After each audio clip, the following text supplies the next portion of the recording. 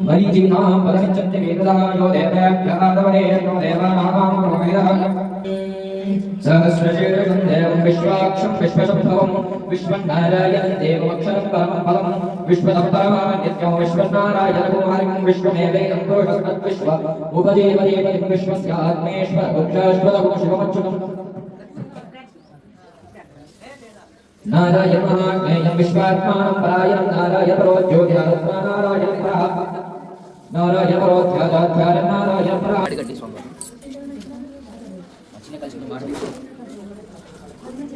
చేతిలో దేవుని చూడడానికి వాటర్ ఇంకొంచెం పడతాయి కావచ్చు సార్. ఓం नारायण महाज्ञेयं विश्वात्मानं परायणं नारायण परो ज्योतिरात्मा नारायण परः नारायण ब्रह्मत्वं नारायण परः यच्च किञ्चित् जगत् सर्वं दृश्यते तेषु विदेवान्तर्बहिश्च तत्सर्वं यारत्य नारायणस्मितः गन्धं పెట్టండి పటవ ఆసద్ర వస్తం చూడండి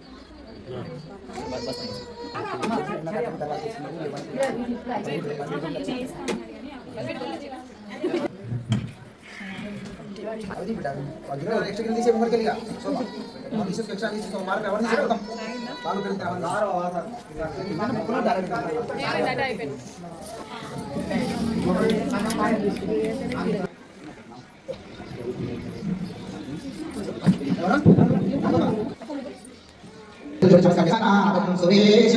विश्वाधारं गगनशतृशं मेघवर्णं शिवाङ्गं लक्ष्मीकान्तं कमलनयनं योगिवृक्षागम्यं वन्दे विष्णुं भवभयहरं सर्वलोकैकनाथं वन्दे विष्णुं भवभयहरं सर्वलोकैकनाथं वन्दे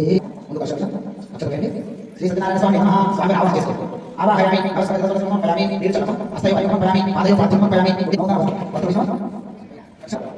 आचरणार्थं वेदान्तनाथं तज्जनः गतद्वारान्तरां परिचये ईशं समभूतां वाणिपकरिसे आदिनाथं पयामि मुदे पयामि दर्शनं गतशोभकारणार्थं आचरणार्थं पयामि पुष्पैः पूजयामि ओम नारायणाय नमः ओम नारायणाय नमः ओम शौर्ये नमः ओम जगन्नाथाय नमः ओम जनार्दनाय नमः ओम वासुदेवाय नमः ओम जगद्गुरुवे नमः ओम वामनाय नमः ओम ज्ञानकञ्जनाय नमः ओम श्रीवल्लभाय नमः ओम जगन्नाथाय नमः ओम चतुर्भुजाय नमः ओम योगेशाय नमः ओम ऋषिकेशाय नमः ओम शंकराय नमः ओम गरुडध्वजाय नमः ओम नारसिंहाय नमः ओम महाशाय नमः ओम हलाशाय नमः ओम सहस्रवधे नमः ओम अव्यक्ताय नमः ओम सहस्राक्षाय नमः ओम अक्षराय नमः मंगलचरण दो बेटे फलं मया देवा स्थापितं पुरतस्तव तेन मे सफला व्याप्ति भवेत् जन्मनि जन्मनि ఇప్పుడు తండ్రి వెంకటరమణ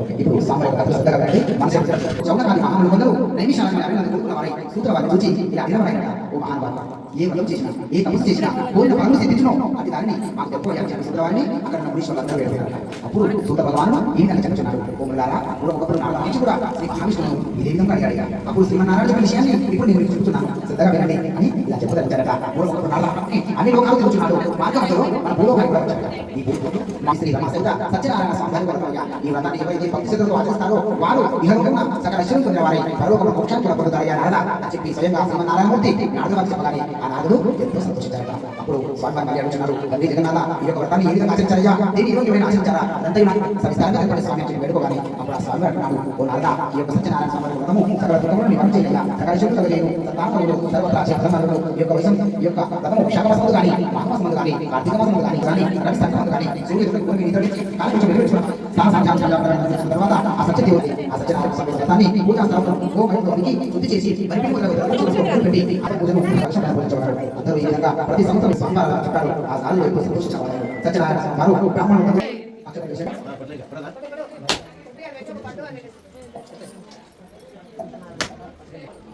మంగళ ఒకసారి సార్ చూపించు శ్రీయం కాంతాయ కళ్యాణ నిధయే నిధయేర్దినాం శ్రీ వెంకట నివాసాయ శ్రీనివాసాయ మంగళం repetition మళ్ళీ అక్షరం పుష్ప తీసుకోండి రెండవ కథ ప్రారంభమవుతుంది భగవా బ్రాహ్మణ రూపస్థం ప్రపంచది జమాదరాయ కథ చెప్తున్నాను శ్రద్ధగా వినండి అలనాడు కాశీ నగరంలో ఒక నగరమందు పేదవాడైన ఒక బ్రాహ్మణుడు ఉండేవాడట వాడు దరిద్రుడై అన్న వస్త్రములు కూడా లేక ఆకలించి బాధపడుచు ప్రతి ఇంటికి తిరిగి భిక్షమెత్తుకొని బతుకుతున్నాడు ఆ పేద బ్రాహ్మణుని శ్రీ సత్యనారాయణ స్వామి శ్రీహరవతారమై ఉన్నాడయ్యా ఆ సత్య దిక్కుని నీవు సేవించవచ్చు ఈ కష్టం లేక తప్పక దొరికిపోడయ్యా చెప్పి ఆ యొక్క వ్రతాన్ని ఆచరించమని చెప్పారట వ్రతం ఆచరించే విధానం కూడా చెప్పారు ఆ స్వామి అక్కడనే మాయమైపోయారట అదంతా చూసిన బ్రాహ్మణుడు ఎంతో సంతోషించి మరుసటి రోజు తప్పకుండా నేను సత్యనారాయణ సమర్పణ చేస్తానని చెప్పి మనసులో గట్టి సంకల్పం చేసుకొని భిక్షాటనకు బయలుదేరాడు. ఆ రోజు భిక్షాటనలో ఆ పేద బ్రాహ్మణుడికి అనేకంగా ధనం లభించింది. అతను సంతోషంగా ఇంటికి చేరుకున్నాడు. తన బంధుమిత్రులందరినీ ఆహ్వానించి యథావిధిగా సత్యనారాయణ స్వామి యొక్క వ్రతాన్ని చేశాడట.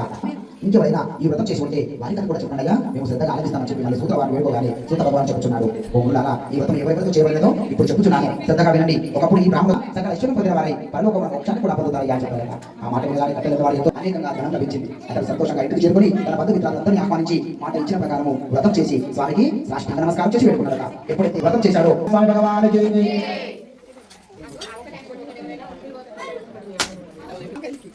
మంగళాసాధనదాచార గృహమై సర్వై చకోర్వై ఆచార్యై సత్కృతాయాస్తు మంగళం. చూపించారు స్వామివారికి. అది కథ వినండి. ఇంకొకటి చెప్తాను.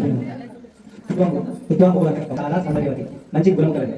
ఆ దంపతులకు నాడు భద్రశీలానికి సత్యనారాయణ అంతయు వర్తకులను చెంత వదిలివేసి పారిపోయి రాజపక్షుల ధనము అక్కడ ఉండుట చూసి ఆ వైష్ణవులే దొంగలని నిమిత్తము ఏమున్నదో నీకెందుకు ధనము అపహరించుట ఆలోచించుచున్నావా? పడవలో ఆకులు అలములు తప్ప ఏమీ లేవు అని బదిలీ. ఎప్పుడైతే వైష్ణవ జీవించుకుంటూ నారాయణ స్వామి భగవానికి शिवे सर्वार्थसाधिके शरण्ये त्र्यम्बके देवी नारायणी नमोस्तुते श्रियं कान्ताय कल्याणनिधये निधयेर्तिनां श्रीवेङ्कटनिवासाय श्रीनिवासाय मंगलम. పెట్టండి. శ్రీ రమాశ్రీ సత్యనారాయణ స్వామి భగవానికి అక్షతకు పుష్ప చేతులు పట్టుకోండి. చివరి అధ్యాయం 5వది ఒక 5 నిమిషాలు ఒక పట్టండి. తత్వా భగుమిదాన్ పశుం అగచ్చ బిల్వమూలంచ దృష్ట్వా సత్యస్య భోజనం. సూత మహాముని మరలా చెప్తున్నాడు, ఓ మునితులారా, మరి ఒకే ఒక్కరు చెప్తానండి. పూర్వం నాడు తుంగధ్వజుడు అనే ఒక మహారాజు ఉన్నాడట. ఆ యొక్క మహారాజు ప్రజలందరినీ కూడా కన్న తండ్రి వలె చూస్తూ రాజపాలన కొనసాగిస్తున్నాడు. ఆ యొక్క మహారాజు నాడు అరణ్యానికి వెళ్ళాడు. అనేకమైన క్రూర జంతువులు సంహరించాడు. తిరిగి ఇంటికి వచ్చుతున్నాడు. మార్గం మధ్యలో ఒక మారేడు చెట్టు కింద కొందరు గొల్లవారందరూ కలిసి అక్కడ సత్యనారాయణ స్వామి వ్రతం చేస్తున్నారట. వ్రతం చూసిన మహారాజు మనసులో అహంకారంతో స్వామికి నమస్కారం కూడా చేయలేదట. ఆ గొల్లవారు అబ్బా, మా యొక్క వ్రతానికి మహారాజే వచ్చాడని చెప్పి సంతోషంగా ప్రసాదం తీసుకెళ్లిచారట. ప్రసాదం తీసుకున్న మహారాజు అహంకారంతో ప్రసాదాన్ని అక్కడనే పెట్టి తన రాజదర్బార్కు వచ్చేసారట. ఎప్పుడైతే సత్యనారాయణ స్వామి యొక్క ప్రసాదం తిరస్కరించి మహారాజు నగరానికి వచ్చాడో అప్పుడు సత్యనారాయణ స్వామికి ఎంతో ఆగ్రహం కలిగిందట. ఎవరి కథను భక్తితో వింటారో వాళ్ళంతా ధనవంతులుగా ఉండి బంధనం పొందిన వారి ముక్తి పొందుతారు. భయగ్రస్తులకు భయం పెరిగిపోదు. సకల కోరికలు పొందిన వారి అంచమన మోక్షలోకాన్ని కూడా పొందేదయ్యా. కావున సత్యనారాయణ స్వామి వ్రతం ఆచరించిన మానవుడు సర్వ విధముల దుఃఖముల నుండి విడవబడను. సత్యనారాయణ స్వామి వ్రతం చేయవలసిన ఆవశ్యకమును, వ్రత విధానమును, వ్రతం యొక్క మహత్యమును కూడా తెలిపాడు సూత భగవానుడు. కొందరు సత్యనారాయణ స్వామిని ఈ కలియుగంలో సత్యేశ్వరుడని, సత్యనారాయణుడని, సత్యదేవుడని పిలుస్తున్నారు. ఈ కలియుగంలో సనాతనుడైన శ్రీమన్నారాయణ ఎవరైనా ఈ వ్రతం చేస్తుండగా చూచినను, స్వామివారి యొక్క కథను భక్తి శ్రద్ధలతో విన్నను, సత్యనారాయణ స్వామి యొక్క సంపూర్ణ అనుగ్రహం వలన సకల కష్టములు తొలగిపోవడానికి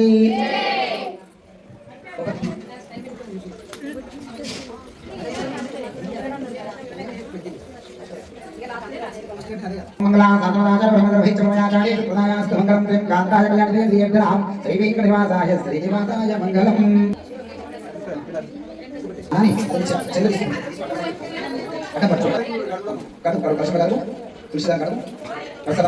అందరూ కళ్ళు మూసుకోండి. ఓం భూర్భువః సవితుర్వరేణ్యం భర్గో దేవస్య ధీమహి ధియో యో నః ప్రచోదయాత్. సత్యం త్వరతేన ప్రసిద్ధామి అమృతం సమృతో వదయామి. తీసుకోండి. అక్షర నమస్కారం చేసుకో. భోగి ప్రకట పురేర్ నాగవల్లి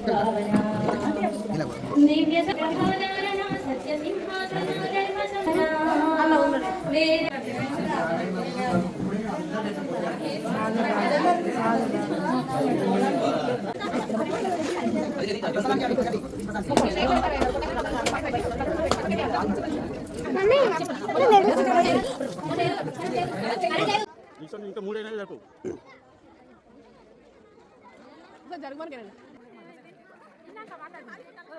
ఏమైంది? స్టార్ట్ చేస్తలేరు కదా.